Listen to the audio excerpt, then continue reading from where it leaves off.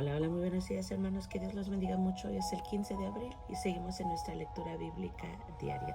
Mi nombre es Virginia y me da mucho gusto estar con ustedes todos los días con el fin de leer la Biblia en un año. Estamos en Primera de Samuel y hoy vamos a leer capítulos 10 al 13. Comencemos en el nombre de Jesús. Entonces Samuel tomó un frasco de aceite de oliva y lo derramó sobre la cabeza de Saúl. Besó a Saúl y dijo: hago esto porque el Señor te ha designado para que gobiernes a Israel, su posesión más preciada. Cuando me dejes hoy verás a dos hombres junto a la tumba de Raquel en Celsa, en los límites del territorio de Benjamín. Ellos te dirán que los burros fueron encontrados y que tu padre dejó de preocuparse por ellos, pero que ahora está preocupado por ti. Está preguntando: ¿han visto a mi hijo? Cuando llegues al roble de Tabor, te encontrarás con 3 hombres que van camino a Betel para adorar a Dios. Uno llevará 3 cabritos, otro tendrá 3 panes y el tercero un odre lleno de vino. Los hombres te saludarán y ofrecerán 2 panes, los cuales debes aceptar. Cuando llegues a Gibea de Dios, donde está la guarnición de los filisteos, encontrarás a un grupo de profetas que desciende del lugar de adoración. Estarán tocando un arpa, una pandereta, una flauta y una lira, y estarán profetizando. En ese momento el Espíritu del Señor vendrá poderosamente sobre ti y profetizarás con ellos. Serás transformado en una persona diferente. Después de que sucedan estas señales, haz lo que deba hacerse, porque Dios está contigo. Luego desciende a Gilgal delante de mí. Allí me encontraré contigo para santificar ofrendas quemadas y ofrendas de paz. Deberás esperar 7 días hasta que yo llegue y te dé más instrucciones. Mientras Saúl daba vuelta para irse, Dios le dio un nuevo corazón y todas las señales de Samuel se cumplieron en ese día. Cuando Saúl y su siervo llegaron a Gibea, vieron a un grupo de profetas que se acercaba. Entonces el Espíritu de Dios vino poderosamente sobre Saúl y él también comenzó a profetizar. Cuando los que conocían a Saúl se enteraron de lo sucedido, exclamaron: ¿qué? ¿Hasta Saúl es profeta? ¿Cómo se convirtió el hijo de Cis en profeta? Además, uno de los que estaban allí dijo: cualquiera puede convertirse en profeta, sin importar quién sea su padre. Este es el origen del dicho: hasta Saúl es profeta. Cuando Saúl terminó de profetizar, subió al lugar de adoración. ¿Dónde han estado?, les preguntó el tío de Saúl y a él y a su siervo. Estábamos buscando los burros, le respondió Saúl, pero no pudimos encontrarlos, así que acudimos a Samuel para preguntarle dónde estaban. Ah, ¿y qué dijo?, le preguntó su tío. Nos dijo que ya habían encontrado los burros, contestó Saúl, pero Saúl no le contó a su tío lo que Samuel había dicho acerca del reino. Después Samuel convocó a todo el pueblo de Israel para que se reuniera delante del Señor en Mizpa, y dijo: esto es lo que el Señor Dios de Israel ha declarado. Los saqué de Egipto, los rescaté de los egipcios y de todas las naciones que los oprimían.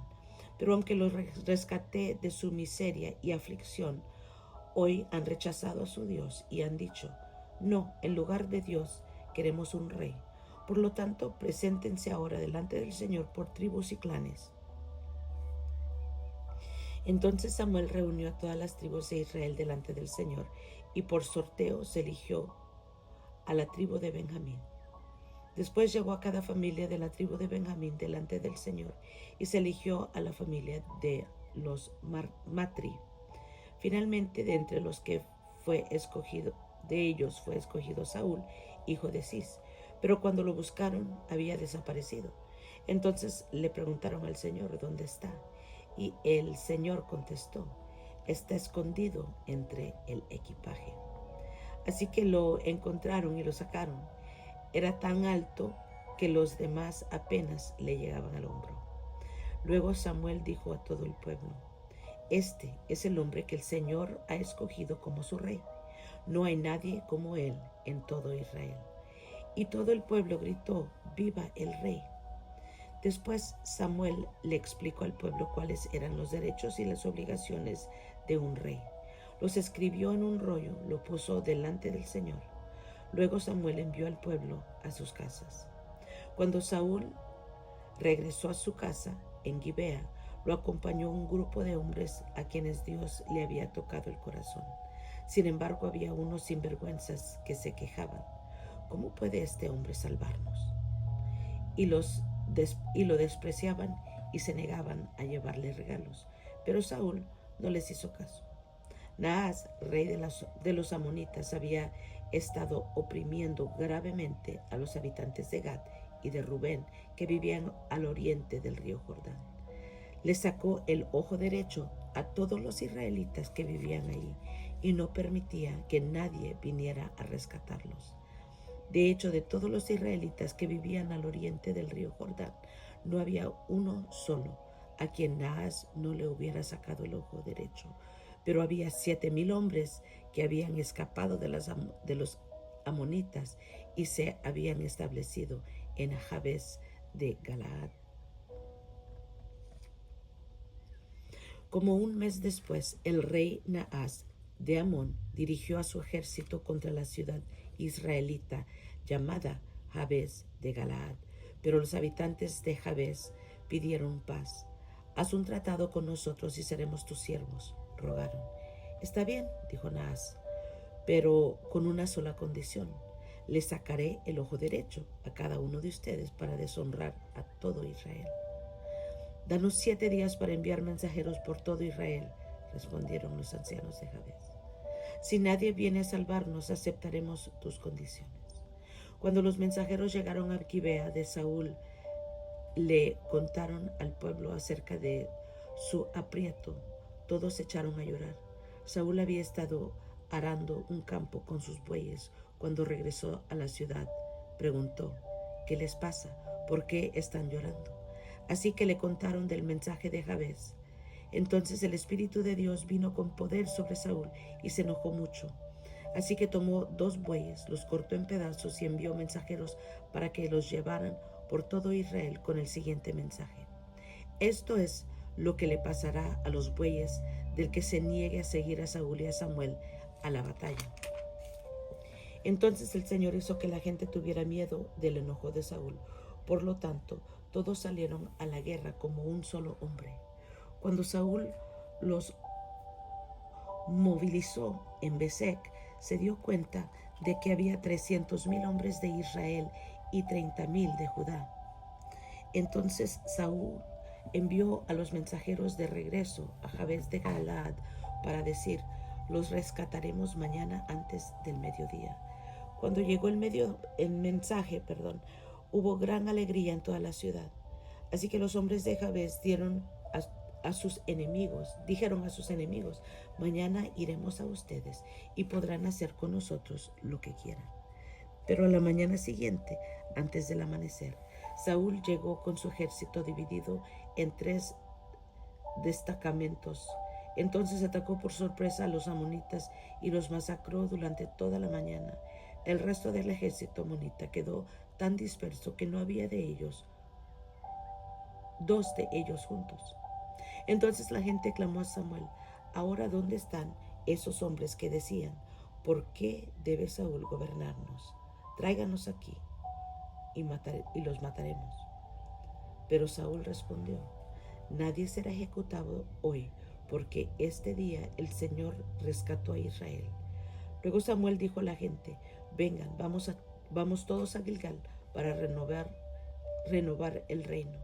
Así que todos fueron a Gilgal, y en una ceremonia solemne delante del Señor proclamaron rey a Saúl. Después ofrecieron ofrendas de paz al Señor, y Saúl y todos los israelitas se llenaron de alegría.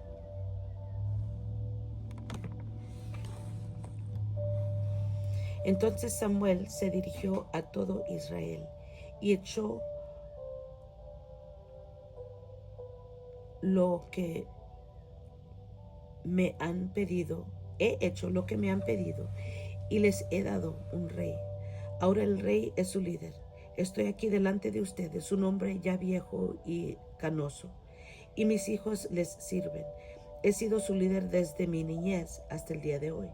Ahora testifiquen contra mí en presencia del Señor y ante su ungido, a quien le he robado un buey o un burro. ¿Alguna vez he estafado a alguno de ustedes? ¿Alguna vez los he oprimido?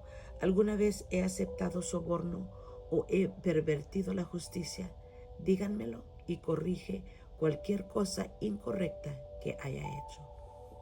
No, le contestaron ellos, nunca nos has engañado ni oprimido y nunca has aceptado soborno alguno.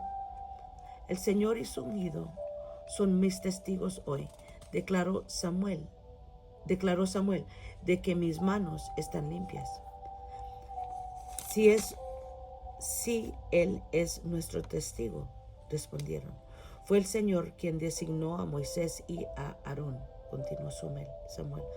Él sacó a sus antepasados de la tierra de Egipto. Ahora permanezcan aquí en silencio delante del Señor mientras les recuerdo todas las grandes cosas que el Señor ha hecho por ustedes y por sus antepasados. Cuando los israelitas estaban en Egipto y clamaron al Señor, Él envió a Moisés y a Aarón para rescatarlos de Egipto y traerlos a esta tierra. Sin embargo, los israelitas pronto se olvidaron del Señor, su Dios. Entonces Él les entregó a Sísara, el comandante del ejército de Azor, y también a los filisteos y al rey de Moab, quienes lucharon contra ellos. Entonces clamaron al Señor nuevamente y confesaron: hemos pecado al apartarnos del Señor y a rendir culto a las imágenes de Baal y Astoret. Pero te adoraremos a ti y solo a ti, si nos rescatas de nuestros enemigos. Luego el Señor envió a Gedeón, a Bedán, a Jefté y a Samuel para salvarlos, y ustedes vivieron a salvo. Pero cuando tuvieron miedo de Naas, rey de Amón, vinieron a mí y dijeron que querían un rey para que gobernara sobre ustedes, aun cuando el Señor, su Dios, ya era su rey. Está bien, aquí está el rey que han escogido ustedes. Ustedes lo pidieron y el Señor se lo concedió. Ahora, si ustedes temen al Señor y lo adoran, si escuchan su voz y no se rebelan contra sus mandatos, entonces tanto ustedes como su rey demostrarán que reconocen al Señor como su Dios. Pero si se rebelan contra los mandatos del Señor y rehúsan escucharlo, entonces su mano será tan dura con ustedes como ha sido con sus antepasados. Ahora quédense aquí y vean la maravilla que el Señor está a punto de hacer. Ustedes saben que nunca llueve en esta época del año durante la cosecha de trigo. Le pediré al Señor que hoy envíe truenos y lluvia. Entonces se darán cuenta de que qué tan perversos han sido al pedirle al Señor un rey. Entonces Samuel clamó al Señor, y ese mismo día el Señor envió truenos y lluvia, y todo el pueblo quedó aterrado del Señor y de Samuel. Ora al Señor tu Dios por nosotros o moriremos, le dijeron a Samuel. A nuestras faltas hemos agregado el pecado de pedir un rey. No teman, los tranquilizó Samuel. De verdad han hecho mal, pero ahora asegúrense de adorar al Señor con todo el corazón y no le den la espalda. No vuelvan a rendir culto a ídolos despreciables que no pueden ayudarlos o rescatarlos. Son completamente inútiles. El Señor no abandonará a su pueblo, porque eso traerá deshonra a su gran nombre, pues le agradó al Señor hacerlos su pueblo. En cuanto a mí, ciertamente no pecaré contra el Señor al dejar de orar por ustedes y seguir enseñándoles lo que es bueno y correcto. Por su parte, asegúrense de temer al Señor y de servirlo fielmente. Piensen en todas las cosas maravillosas que Él ha hecho por ustedes. pero si siguen pecando, ustedes y su rey serán destruidos. Saúl tenía 30 años cuando subió al trono y reinó durante 42 años. Saúl eligió a 3,000 soldados selectos del ejército de Israel y mandó a los demás hombres a casa. Llevó consigo a 2,000 de los hombres escogidos a Micmas y a la zona montañosa de Betel. Los otros 1,000 fueron con Jonatán, el hijo de Saúl, a Gibea, en la tierra de Benjamín. Poco tiempo después, Jonatán atacó y derrotó la guarnición de los filisteos en Geba. La noticia corrió rápidamente entre los filisteos. Entonces Saúl tocó el cuerno de carnero por toda la tierra y dijo: Hebreos, escuchen esto, levántense, sublévense.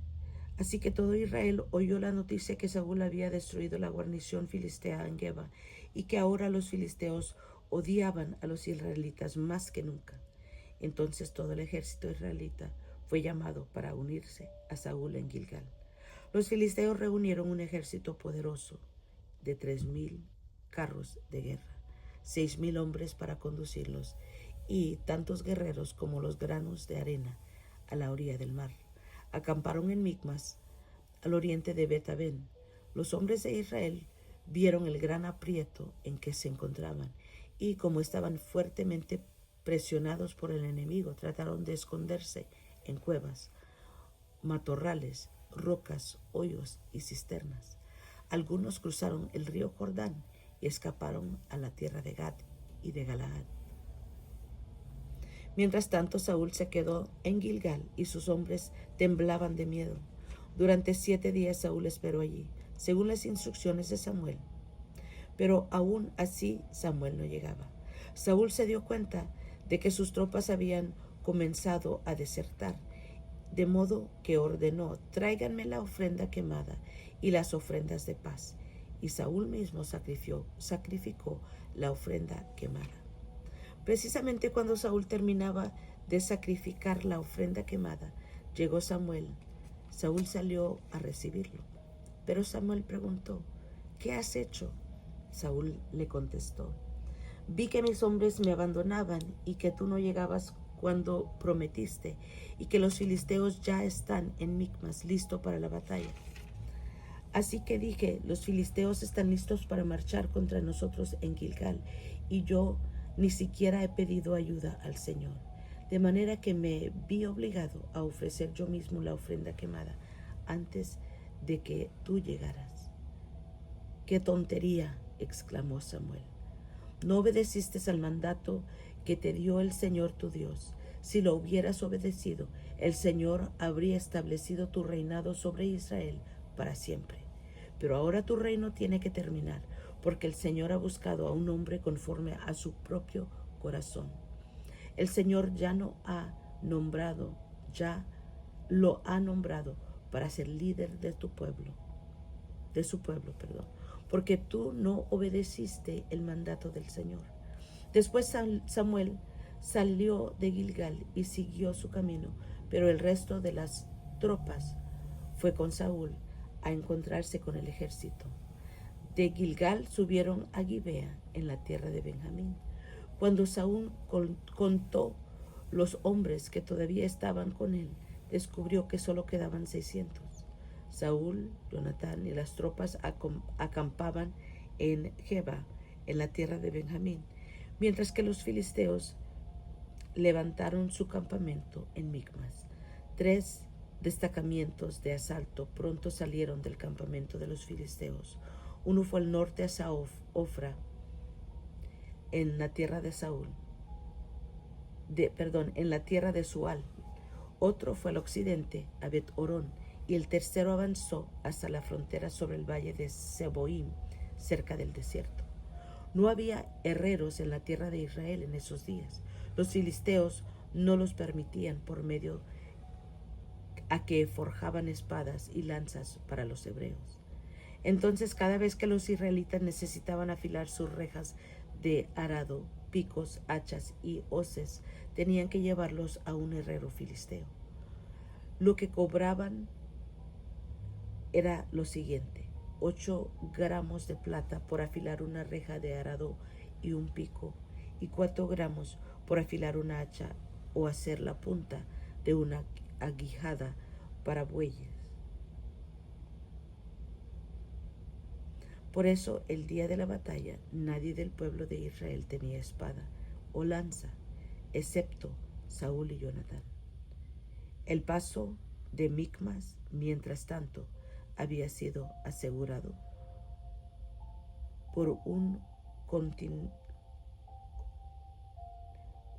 contingente del ejército filisteo.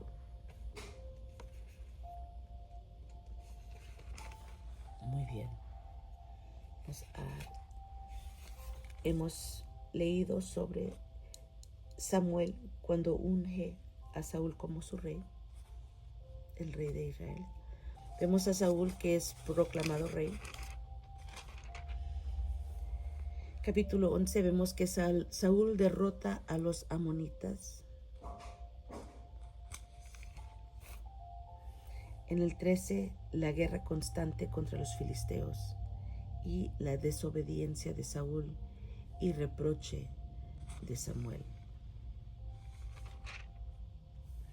Y al final vemos la desventaja militar de Israel.